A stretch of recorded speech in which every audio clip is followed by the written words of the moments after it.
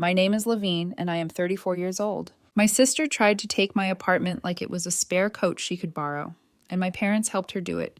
Not with a conversation, not with a request, with a break-in.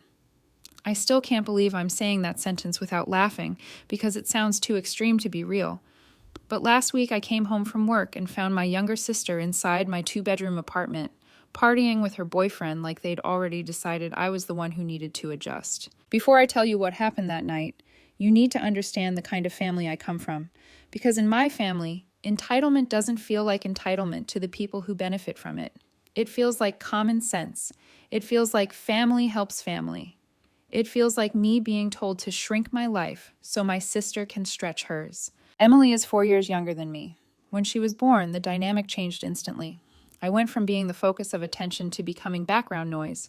Emily got piano lessons and art classes and a new bike every other year.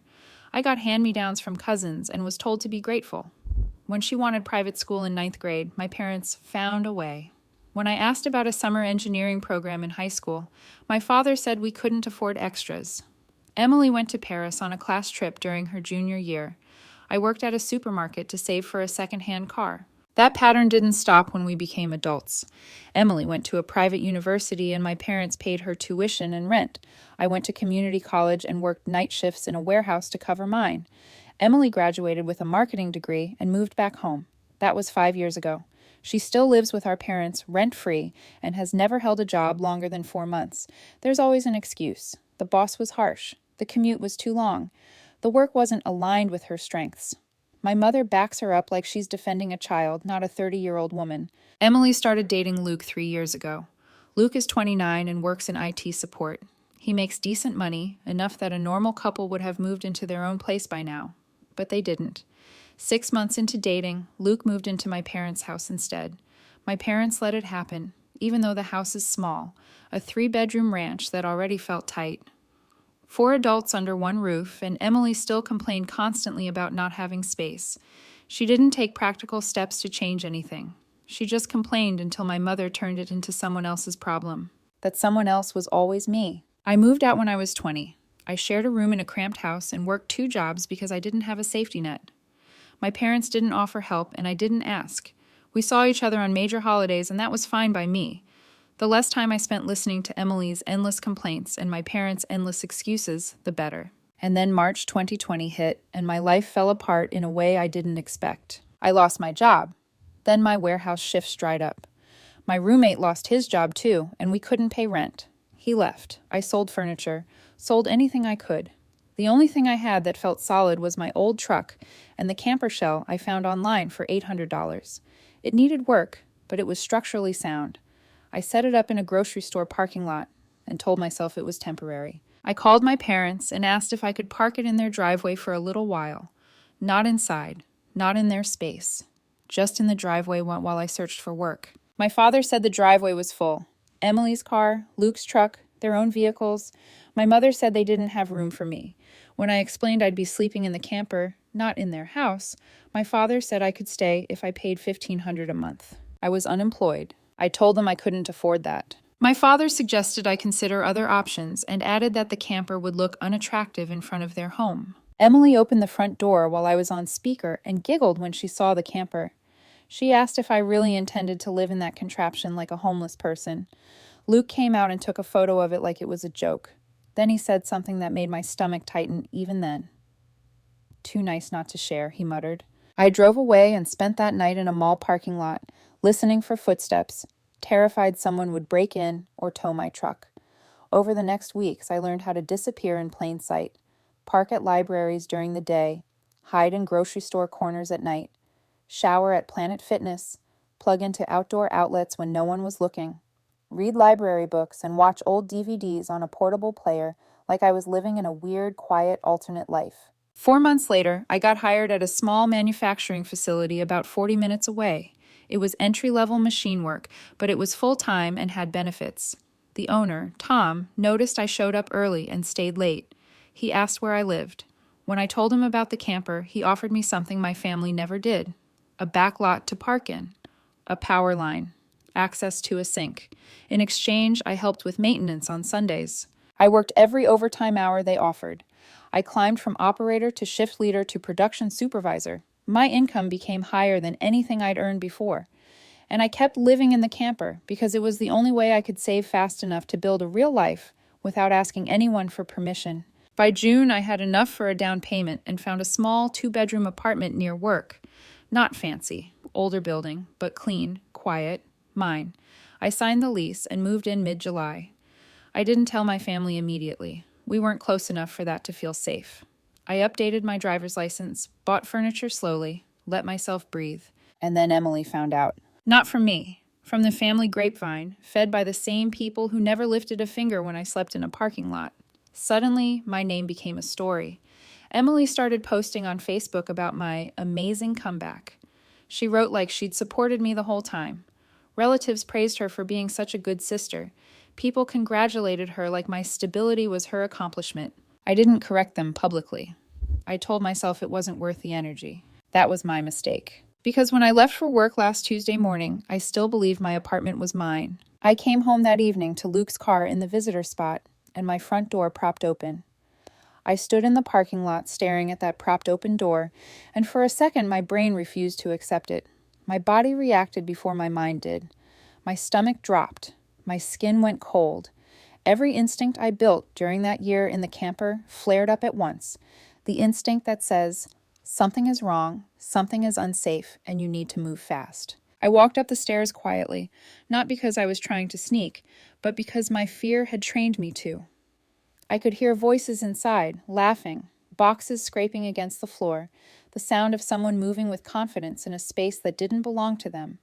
When I stepped through the doorway, the smell hit me first. Perfume and takeout, and that faint scent of cardboard dust. Emily was standing in my living room holding her phone up, taking photos like she was filming a home makeover. Luke was carrying a box toward my bedroom. My father was near the wall, pointing at something, directing them like a foreman. My bedroom door was open, and I could see blankets already laid across my bed, as if they'd decided where they'd sleep before I even knew they were there. Emily turned when she saw me and smiled too brightly. "We've been waiting for you," she said, like I'd walked into my own surprise party. "What is this?" I asked, voice flat, because if I let the anger rise too fast, I knew I'd lose control. Emily's smile didn't change. "We wanted to surprise you," she said. "Mom thought it would be better if we all talked in person."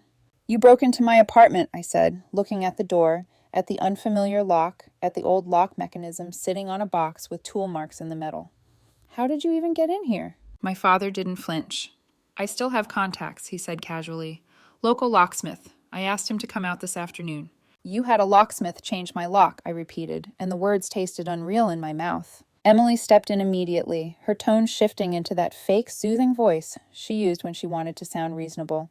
"Levine, relax. It's not a big deal. We just needed access." "And needed," I echoed. Luke set the box down and wiped his hands on his jeans like he was proud of the work. "We're moving in," he said, as if that was supposed to be obvious. My chest tightened. "No, you're not." Emily's expression finally flickered. "Yes, we are," she said, still smiling, but now the smile had edges. "It makes perfect sense. You have 2 bedrooms. You're only using 1. We've been cramped at Mom and Dad's place for years." "That is not my problem," I said. She sighed dramatically. "Of course you'd say that." Luke stepped closer. "We'll help with rent," he offered, like he was giving me a gift. "How much?" I asked. Emily answered for him without hesitation. $300 a month. I actually laughed. Not because it was funny, but because it was the most insulting thing she could have said without spitting in my face. "My rent is $2,000, I said slowly. Emily shrugged. "So, you can afford it." I stared at her, trying to understand how someone could be this entitled without realizing it. Then my mother walked out of the bathroom like she'd been there the whole time, adjusting her sweater, calm as if she'd just stepped out of a spa. "Enough," she said, holding her hands up. "Everyone calm down. Think about family." I looked at her, my voice shaking now despite my effort to stay steady. "You were here too." She ignored that. "Emily and Luke need somewhere to stay," she said. "And you have room. This is the obvious solution." "This is a crime," I replied. "You broke into my home." Mom's eyes narrowed. "Don't be dramatic." The words hit a nerve so deep it almost took my breath away. I thought about March 2020, the camper shell, the call where they told me I couldn't park in their driveway unless I paid $1,500 a month, the way they'd called me unattractive for even suggesting I might exist near their property, the way Emily had laughed, and Luke had taken photos like I was entertainment.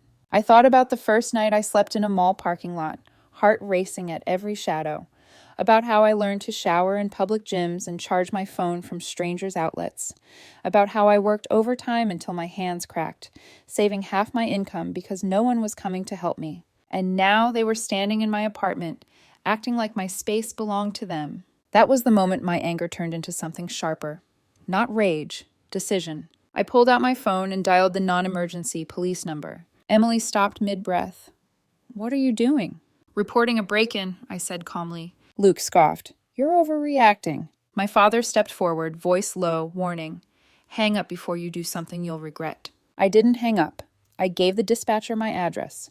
I said strangers were inside my apartment and had changed the locks. I said I did not give anyone permission to enter. The room changed instantly. Emily grabbed her purse, the tears starting on cue. Luke started gathering boxes. My mother's face went pale with anger. My father hissed that I was making a huge mistake. My mother told me that if I followed through, they would want nothing to do with me. "That sounds okay," I said quietly. They rushed everything out in 20 minutes, loading Luke's car like they were fleeing a fire. By the time the officer arrived, the apartment was empty except for the evidence.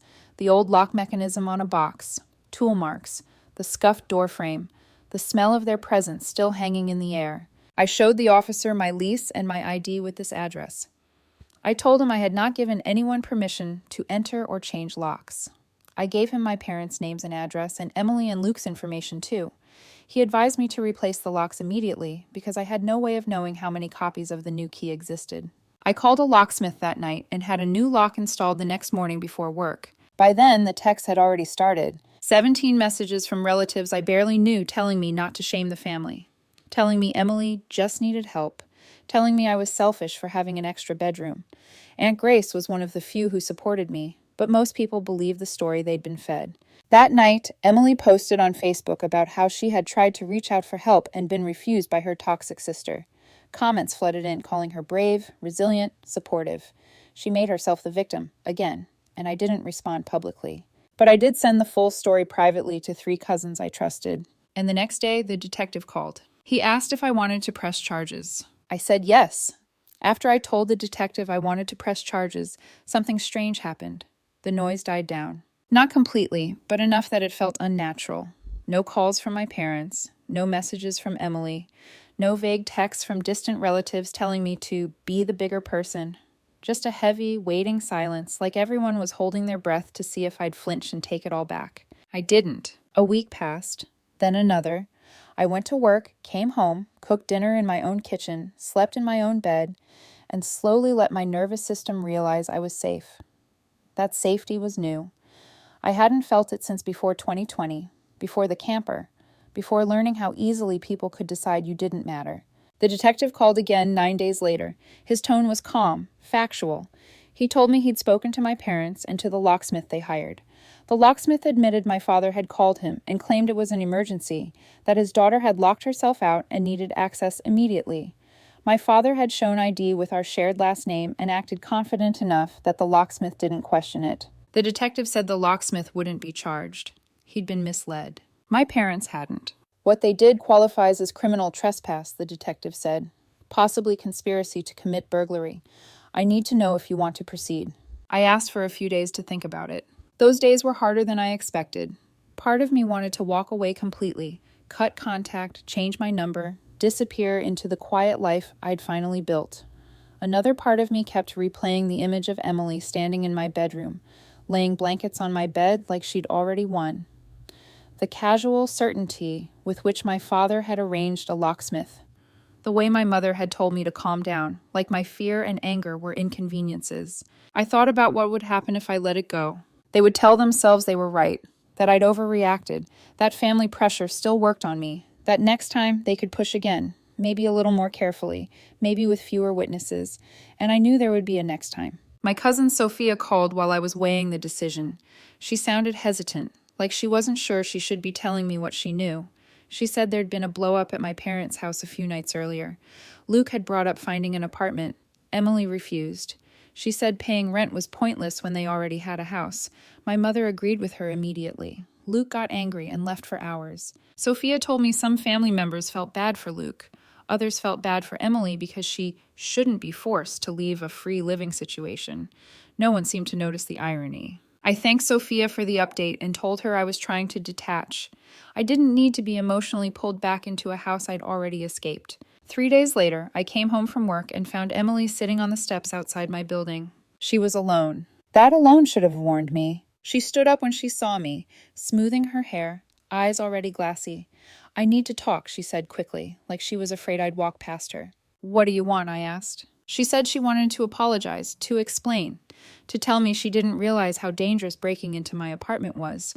She said she just needed space and thought I'd understand once I saw how serious they were. I asked her why she thought my apartment was hers to take just because I had an extra bedroom. She frowned like the question confused her. "I wasn't trying to be entitled," she said. "I've always felt second to you." I laughed. I couldn't help it. The sound startled her. "Are you serious?" I asked. She nodded. "You've always been the responsible one, the one who figures things out. I've always felt like I was living in your shadow." I stared at her, stunned. Then I reminded her of reality. Private school, paid university, 5 years of rent-free living, a wedding paid for by our parents. Meanwhile, I lived in a camper. I showered at a gym. I worked overtime because no one else would save me. She said those things were different. She said our parents helped her because she needed it more. I asked her why she needed it more. She had no answer. When I told her the first step to fixing anything was getting a job and moving out of our parents' house, she got angry. She said I had no right to judge her choices. She said not everyone wanted to work themselves to death. "I worked because I had to," I replied, "because no one else was going to." She accused me of being resentful about the pandemic. I told her to leave before I called the police again. She left. That night, my mother sent me a barrage of texts accusing me of being cruel, of making Emily cry, of tearing the family apart. She said a real sister would support, not punish. I didn't reply. The next morning, I called the detective back. "I want to proceed," I said. He told me he'd forward the case to the prosecutor's office. And for the first time since I came home to my apartment and found it occupied by people who thought they owned me, I felt something close to relief. Once the case moved to the prosecutor's office, the tone changed. It stopped being emotional and started being strategic, which somehow made it worse. Silence returned, but this time it felt deliberate, calculated, like everyone was waiting to see whether the law would scare me into backing down. It didn't. About a week after I confirmed I was moving forward, my father called me. It was the first time he'd reached out directly since the break-in. His voice was controlled, careful, the same tone he used with clients when something had gone wrong, but he still believed he could talk his way out of it. He asked if we could meet for coffee. I told him no. I said whatever he needed to say could be said over the phone. He paused, then said he wanted to apologize in person. That word apologize almost made me laugh.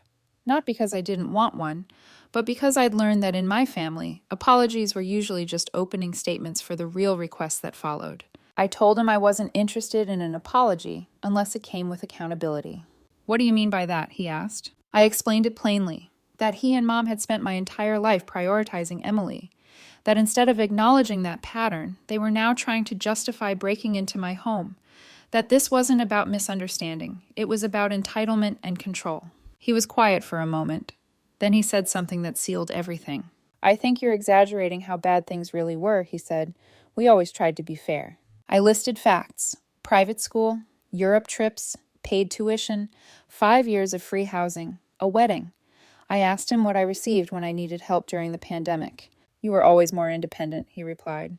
"We assumed you'd be fine." I asked if he'd ever thought to ask. He didn't answer. That's when I told him I'd already spoken with the detective and that charges were moving forward. He warned me I'd regret it.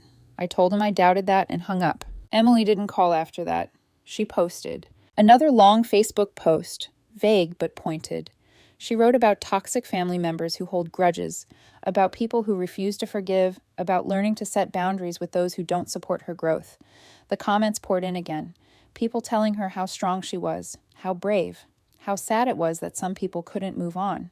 A few cousins asked in the comments what she was referring to. She didn't respond. Luke called me 2 days later from a number I didn't recognize. He asked if we could talk privately. I almost said no, but something in his voice sounded different. Tired, not defensive, not angry. We met at a coffee shop near my work. He looked worn down. He apologized immediately, said he'd gone along with the plan because he wanted out of my parents' house and didn't think through how serious it was until the police showed up. He said Emily refused to talk about moving out or getting a job and spent most of her days on her phone. That she'd started accusing him of abandoning her whenever he worked late. I asked him why he stayed. He said he loved her, that he kept hoping she'd change. In my experience, I told him, people only change when they have to. He nodded like he already knew that. The prosecutor's office called me later that afternoon. They were filing charges against my parents for criminal trespass and conspiracy. Emily's role was still being evaluated. They warned me I might have to testify if it went to trial. I said I understood. That night, my mother sent a handwritten letter. Floral stationery, careful handwriting. She wrote about reflecting, about mistakes, about not meaning to favor Emily, about believing I'd always be okay because I was strong. She apologized for missing my graduation, for not helping during the pandemic. Then, at the end, she asked me to drop the charges, said they couldn't afford a trial, said my father's health was suffering, said Emily was depressed and alone now that Luke was pulling away, said they would all go to counseling if I just made this stop. I read it 3 times. Then I set it aside. It wasn't an apology. It was leverage dressed up as remorse. The next morning, I called the prosecutor and told her about the letter. She said it wasn't illegal, but if it felt like harassment, I could request a no-contact order. I didn't ask for one yet. Luke texted me a few days later to say he'd filed for divorce. Emily left me a voicemail blaming me for it. I deleted it and blocked her number. Then I found out she'd started a GoFundMe. She framed it as being unfairly targeted by an aggressive legal system that didn't understand family dynamics. She asked for $15,000. It had raised $300 so far. I reported it. By then, I stopped wondering whether I'd done the right thing. They weren't sorry. They were scared. The trial started on a Monday morning in February. Gray sky, cold air, the kind of day that makes everything feel heavier than it already is.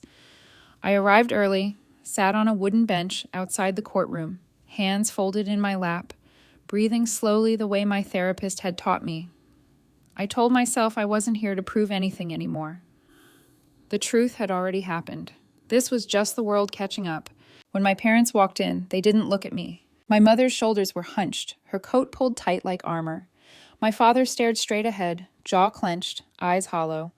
They looked older than I remembered, not in a sympathetic way, but in the way people do when denial finally stops working. Emily wasn't there. Her case had been separated, and part of me was relieved.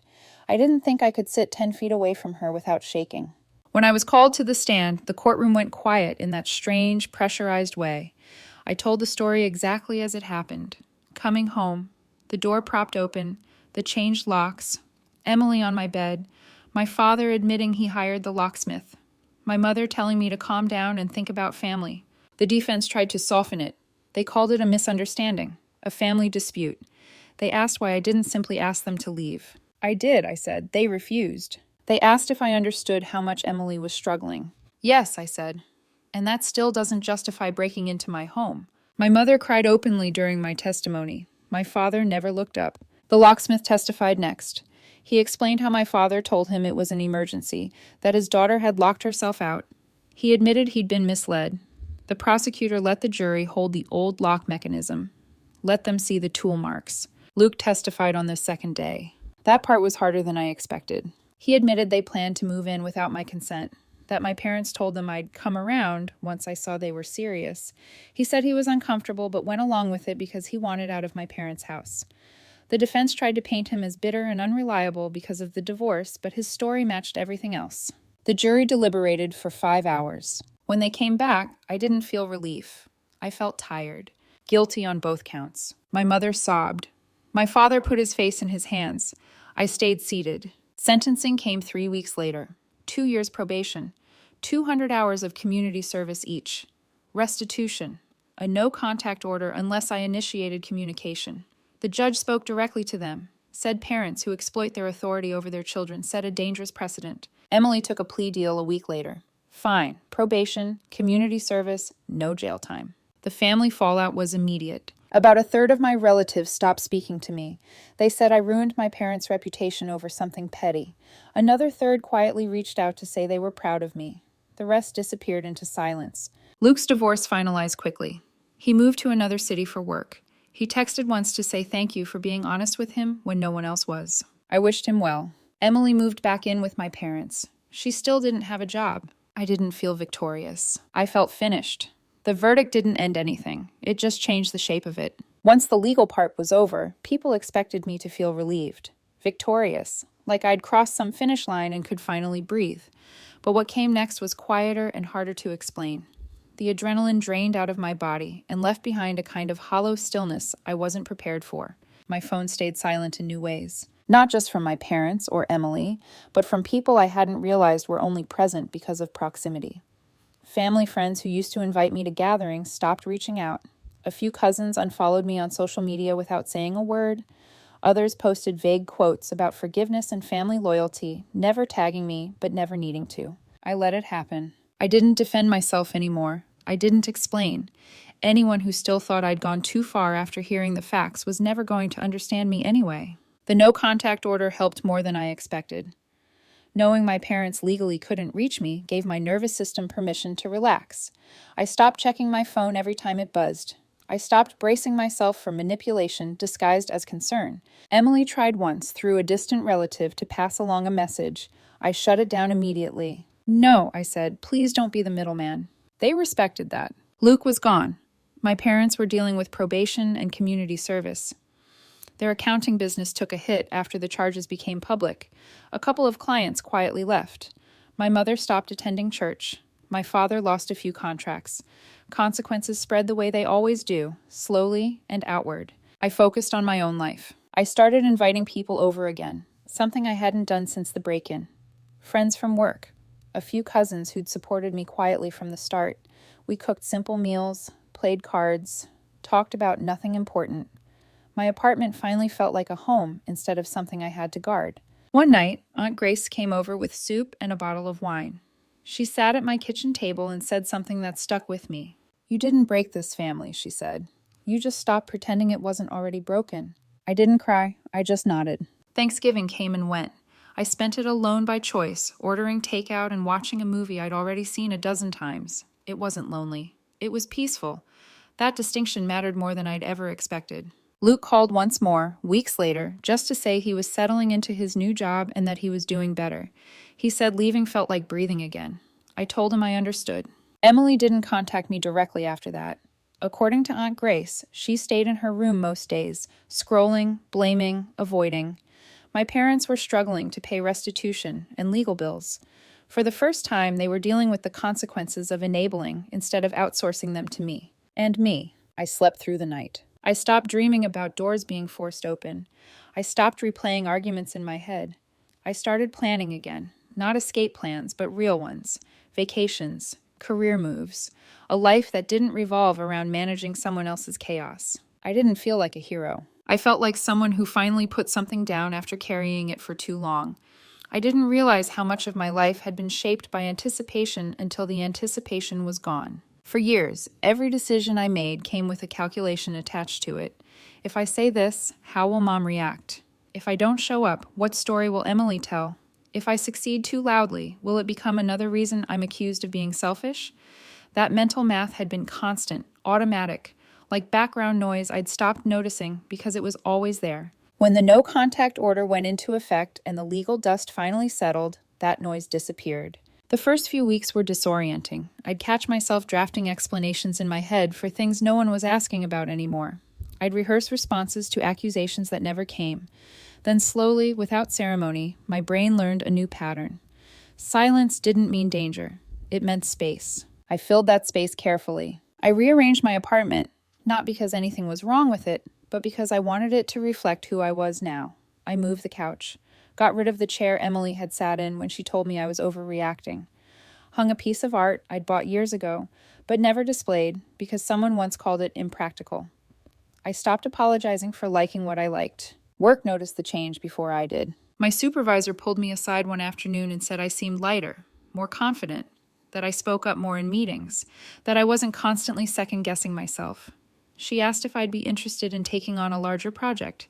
I said yes without hesitation, without asking for reassurance, without waiting for permission I no longer needed. I started therapy in earnest, not crisis sessions, but real work, We talked about scapegoating, about how families sometimes designate one child to carry responsibility and another to carry entitlement, about how independence can be a survival strategy that gets mistaken for strength by the people who benefit from it. The hardest part wasn't anger, it was grief. Grieving the parents I thought I had, grieving the sister I wished I'd had, grieving the version of myself who kept hoping that if I was patient enough, generous enough, quiet enough, things would eventually balance out. They didn't, and that wasn't my fault. I saw my parents once more, from a distance at a grocery store.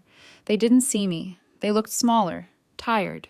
For a moment, I felt a familiar tug of responsibility, the old reflex that whispered maybe I should check on them, maybe I should soften, maybe I should fix something. I let it pass. Emily sent a message through a cousin around that time asking if we could talk someday. No apology, no acknowledgement, just a request framed like a favor. I declined, not out of spite, out of clarity. There are things you can forgive and still walk away from.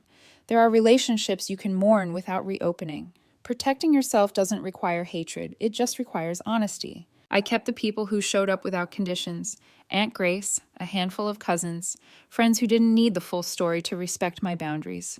They became my family in practice, not just in name. I learned that accountability doesn't always bring closure. Sometimes it just brings truth. And truth, even when it's painful, is easier to live with than denial. I don't know what the future holds for my parents or Emily. I stopped checking. Their lives are theirs to manage now, just like mine always was. What I know is this: I have a home that is mine, a life that is quiet in the best way, relationships built on consent instead of obligation, and a sense of self that no longer depends on being the reasonable one in unreasonable situations. I didn't lose my family. I stopped losing myself. The strange thing about peace is that it doesn't announce itself. There was no moment where I woke up and thought, I'm healed now. No dramatic turning point, no final conversation that tied everything up neatly. It happened quietly, in pieces, in ordinary moments that slowly added up to something solid. One morning, I realized I hadn't thought about Emily in weeks. Not with anger, not with sadness, just not at all. That realization hit me harder than any courtroom verdict ever had, because for most of my life, she had been a constant presence in my thoughts. Something I worked around, something I compensated for, something I was measured against. And now she was just another person who existed somewhere else, living a life that no longer intersected with mine. I stopped bracing when I opened my email. I stopped feeling a jolt of anxiety when unknown numbers popped up on my phone.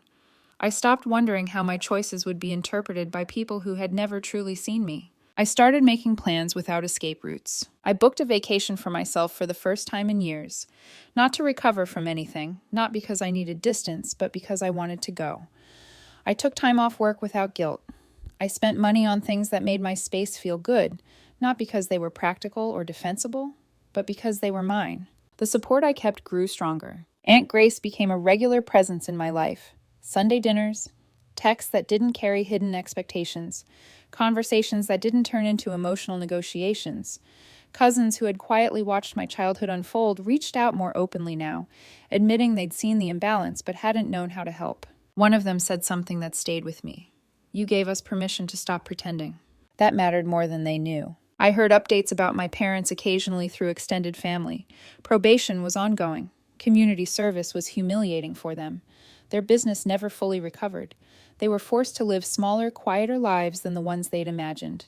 Emily was still living with them, still unemployed, still blaming everyone else for how things had turned out.